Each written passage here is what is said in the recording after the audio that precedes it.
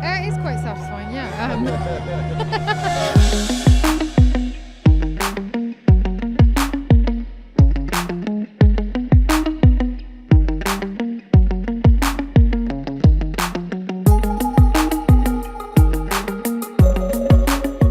Hi. Thanks so much for your time, I appreciate you. Congratulations on the film, which is making everyone cry. Is that a satisfying thing to do as a performer? I got you. It's quite satisfying, yeah. Look, we always hope that in telling a story you're going to affect something in someone, and it's very rare that there is such a visceral vibration that this film has created in now that we've started to show it around the world, and it's not scary to feel. We've got you. That's the whole why stories are there. Thank you. Nice to meet you. Nice to meet you screen too. here. Congratulations on Hamlet. Thank you. Was there a particular location or set that once you visited or started performing in kind of unlocked the character a little bit more for you? Oh yes, I think the minute I sat into that pod at the bottom of that tree, I knew I was about to get into a very, very deep river, and you imagine these things. You don't know if you're going to ever fully meet it, but it was so early on, we'd already coaxed the fire, and I was like, oh, here we go. So that moment. I've loved hearing about the cast interviews talking about the dance breaks and the dance Fridays on this scene, and I've loved talking to the young cast about it. However, because it's a tearjerker of a film as well, have you got some really strange memories of incredibly highs and lows on the same day? Look, I'm going to be honest, I was very grateful at the end that Chloe would do it, but at the time I was like, this is emotional gymnastics that I don't really feel comfortable with a camera rolling and me doing dodgy dad dancing, but I think at some point they'll see the light of day, or hopefully not, or I'll get to see them at some point. Which song or which Friday dance break sticks There with was you most? Thriller was in there. That sticks out to me as a pretty. I think it was after Hamlet's death. But yeah. Oh, yeah, what a wild ride. Exactly. I'm gonna let you move on. Thanks All so right, much for your time. see you Appreciate later. it. Hey, welcome to London for a premiere for a film with your character's name on it. How does it feel to be the title character of a film in London?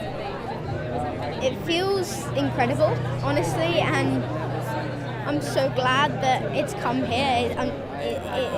It's so astonishing what this movie has done. This movie is just heartbreaking, and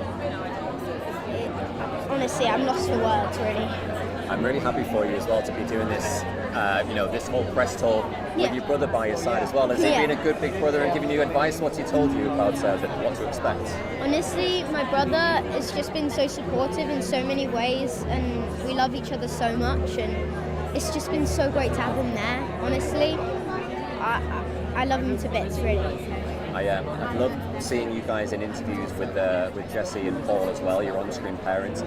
Tell me how they've helped you throughout all this as well. What have you learned from watching them? I've honestly, they're such incredible actors. They are just, they are honestly so incredible, and I'm so honoured to have worked with them, really, truly.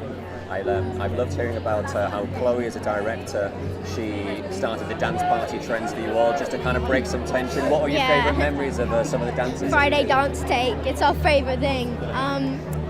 I would always be like, Chloe, what's the song? And Chloe would be like, oh, and then she would figure it out, and then we would debate what we were going to do. It was just a way to get all the emotion and just let it out, because this movie is so utterly devastating that all of us were just bawling on set. That on Friday we would just go and do a dance take, and I think that just really helped. How did you find the experience? I don't know if you were there. I think one of your co-stars told me about the Thriller song during one of your pivotal scenes. Yeah, so I was dead at this point, and Paul basically lifts up the thing to see me, but instead of being my body that they used, it wasn't it was a mannequin sort of thing, a kind of fake thing. it was actually me under there, and I was like smiling in a creepy way, and then we did like a dance to Thriller. It was really cool. I mean, this is a film which is proving very popular at award season things already. Are you prepared? Are you booking out your schedule for hopefully Hamnet to be going to BAFTAs and Oscars and stuff like that? Are you prepared for that kind of stuff? No, but I hope that it does. I think that these special people in this movie deserve that. I really do. So do you. Thank you so much for your time. I appreciate it. Enjoy tonight as well. Thank you. Cheers, mate. Thanks. It's really interesting because it feels like such a distant memory, like the first time I came here. But it's all like the same hotels, the same places, the same people even. So it's kind of like weirdly nostalgic coming back here. But it's great. Well, this is kind of perfect for you and for your brother who's also in the cast. He stood to your right at the moment. Have you been giving older brother advice and tips in the inside scoop and what to expect from all of this experience? I mean, I would like to say I have. I think that, you know, he's a pretty incredible kid, and he's doing his own thing. He's carving his own journey. But I'm definitely, you know, I'm there for when he needs me. But I think that, you know, he wants to do his own thing, and I'm going to let him do that. It's so fascinating to see you both in the cast list for this. Can you tell me the process of how it came to you that you both got cast in very similar but not brotherly roles? You know? Yeah. Well, actually, interestingly enough, I really was only a part of the film because of Jacobi. So Jacobi got cast originally, and I was on another project at the time, and they were like coming to the end of the shoot, which was like the final sort of bit where my character enters, and I just got a call one day, and it was Chloé and my mum, and they were on set, and they were like, "Do you want to play Hamlet?" And I was like, "What?" I was like on another film, I'm totally distracted, and then I like sat down and thought about it. I was like, yeah, of course I do. And so it was very last minute. I just came in and joined this incredible production, and I felt very lucky. Was there any challenges in kind of reciting the words of Shakespeare at the time of Shakespeare? We know we'll have our own iterations, but how did you find it? I found it to be one of the most challenging, yet one of the most fulfilling things I've ever done. I think that his language is so incredibly complex and beautiful. At times it can feel like it's on a pedestal that you can't reach, but once you get there and you find your way in and you find the heart of it, which is there in spades, it can actually be some of the most beautiful, you know, feelings you get as an actor. So yeah. And finally for me, I've been hearing about how on Chloe's set she encourages her actors to dance. What is the purpose of that, and what did she end up getting you to dance to? So I heard all about this from Jacobi. It was like his favorite thing. He used to call me at the end of the day, and he used to just tell me about these dance takes that they do. And at first, you know, I was like, oh, that's sweet. It must just be for the kids, right? No, it's like the whole cruise, the whole cast, they're all dancing. They choose a song each week, and they just do this big dance take. I think for us, because I was only there for like 5 days, but I think for us it was Umbrella by Rihanna, I think. Was it the scenes in the Globe? Yes. I've heard it was Love in a Hopeless Place. Oh no, yes, you're right.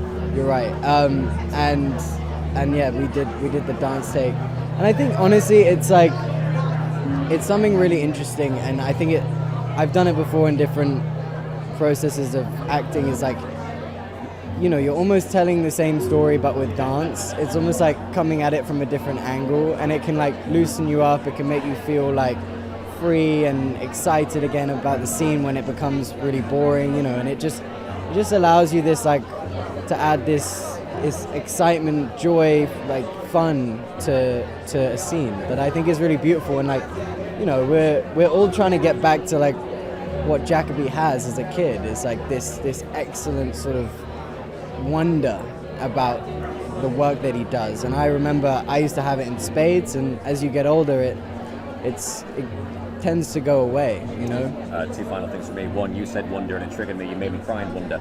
And then secondly, what else have we got coming up for yourself? What other projects are you going to see you in? I have a couple. I have Carpenter's Son, which I'm very excited about, which is coming out, should be next month. And then I have a few other things knocking about. I've been working hard and I'm very excited about the stuff we've been working on. So yeah. I know we're getting colder and we want to get inside, It's so we're fine. very quick. I'm from Scotland, it's fine. This is nothing. And I'm northern, so that's why my sleeves were off. Yeah, exactly. This is nothing. Hey, congratulations on everything that this story has achieved so far. Thank you. Has it been a whirlwind for you since? I know the book was released in 2020, but it feels like it's gone to stage, it's gone to screen, you've now adapted it. How have the last 5 years been for you with this story in particular? Is it beyond your wildest expectations? Well, to be honest, I didn't really expect it to happen, any of it. So yeah, and it's very surreal, but it's amazing to be here. You know, there's loads of people, and the sun's out, and it's fantastic. And I'm very happy that the film it's been in such incredible hands with Chloé, and that she had a very clear vision about what she wanted to do with it. And it's thrilling to watch other people knowing about Hamlet. You know, the whole purpose of me writing the book was that I wanted more people to understand that Shakespeare had a son who was called Hamnet, and he died, and Shakespeare went on to write a play in his name, and I always felt not enough people knew that, but now I feel people are getting to know that.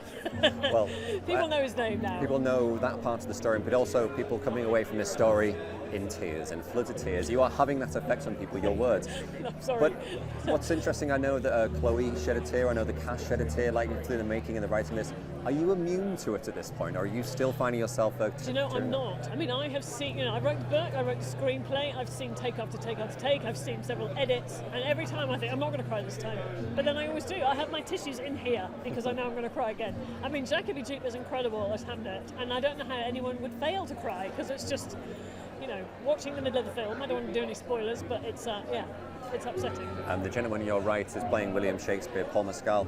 When you hear about that casting, what was your reaction? Do you think it's a great match, I guess? I think it's perfect. I mean, I always wanted it to be Paul Mescal, even before Chloé was involved. I saw Paul on the stage when he was quite young in Dublin as Stephen Douglas in Portrait of the Artist, and even then he stood out by a mile from everybody else. And he just has a very interesting way, I think, of depicting inner turmoil and outer calm, and there's something very interesting about that dichotomy which he gets across so well, and it's perfect for Shakespeare. And then tomorrow... I loved the dance breaks firstly. They got everyone involved, like even my dad got involved one time in it. It was so uplifting and fun because it's a very emotional film, but it was just really fun. Like one time when Steven Spielberg, he was on set, he joined in on it, and it was so fun. Like I danced with him, and it was so cool. It really uplifted everyone's spirits. I think it's definitely a cool thing I remember doing on set. You're going to be the envy of many people, the fact that you got to dance with Steven Spielberg. You're going to have to tell me the song that you guys danced to and how he is as a dancer. I don't really remember. There was quite a few songs. It was every week. I don't remember the I don't remember the exact song we were dancing to, but we did dance to some songs like "We Are Family." I don't really remember the exact song though, but I'll have to look at that. And this is a tearjerker film, isn't it? There's so many sad moments, and even people watching it, their reaction is crying. Have you seen the film yet, and have you shed a tear? I have watched the film, and I have shed a tear, many tears actually. It's so powerful. I think actually I was watching it. I was watching it with a few people. My dad was in front of me, and nearing the end, I could hear him crying. I've almost never seen my dad cry. I could hear him physically like shaking. How are you feeling?